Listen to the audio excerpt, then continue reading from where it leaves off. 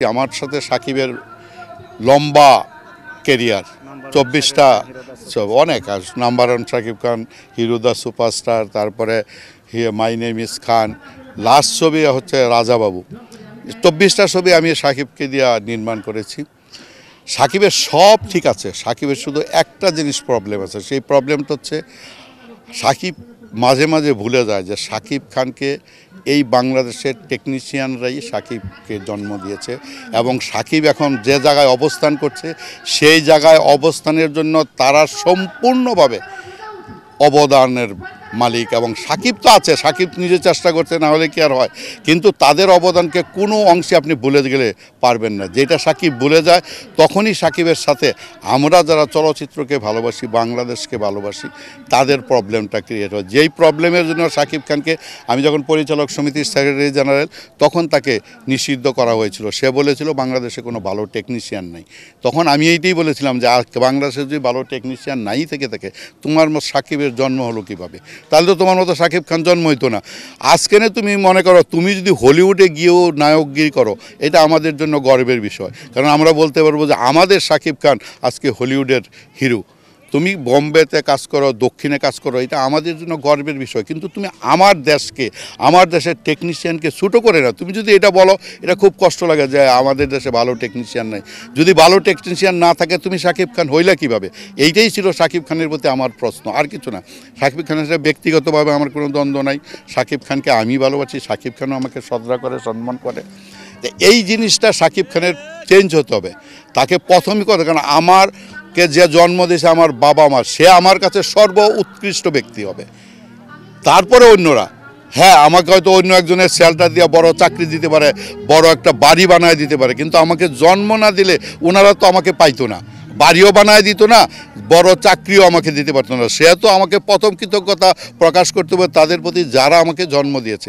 সাকিব খানের প্রতি এইটিই আমার অনুরোধ, আগে দেশের টেকনিশিয়ানকে আপনি যদি সম্মান না করেন, অন্যরা সম্মান করবেন। আমি যদি গিয়ে বলি যে আমার ওই ভাইটা এত ভালো সাংবাদিক, সে তো অনেক ভালো ভালো রিপোর্ট করে, তাহলে আরেকজন সাংবাদিক এই সাংবাদিককে কিন্তু সম্মান করবে, শ্রদ্ধা করবে।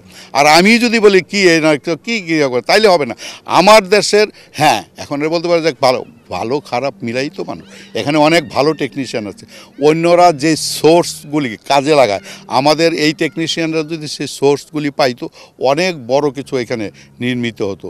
সাকিব খানের জীবনে আমার অনেকগুলি ছবি আছে যেগুলি কখনো পয়সার হিসাবই করে না, কিন্তু এই ছবিগুলি তার কেরিয়ারকে এত মজবুত করেছে, তাকে কিন্তু মেরুদণ্ড সোজা করে দাঁড়ায় থাকতে এত সহায়তা করেছে। সেই ছবিগুলির নাম বলি, আমার প্রিয়া তো আছে, আমার প্রিয়ার পরে আরও কিছু ছবি আছে তাকে বেকিং দিছে, নিঃশ্বাস আমার তুমি, তারপর আমি বানাইছি হিংস্র মানব, আমি বানাইছি নিষ্পাপ কয়েদি, নিষ্পাপ মুন্না।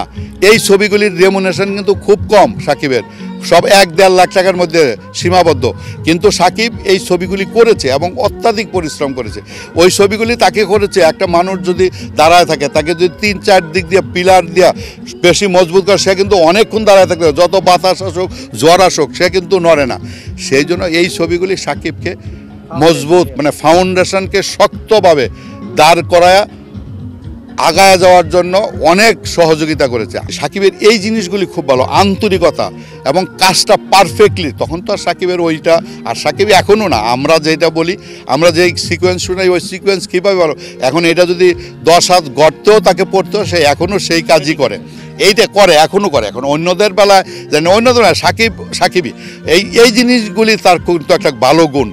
একটাই তাকে যেটা তার খারাপ গুণ, সেটা আমি তো আপনাকে বলেই দিলাম, এটা হচ্ছে আমার মানুষকে ভালোবাসা।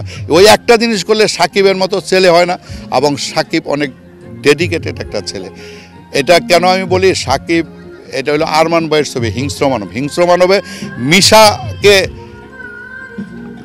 মিশা তাকে জ্যান্ত কবর দেয়।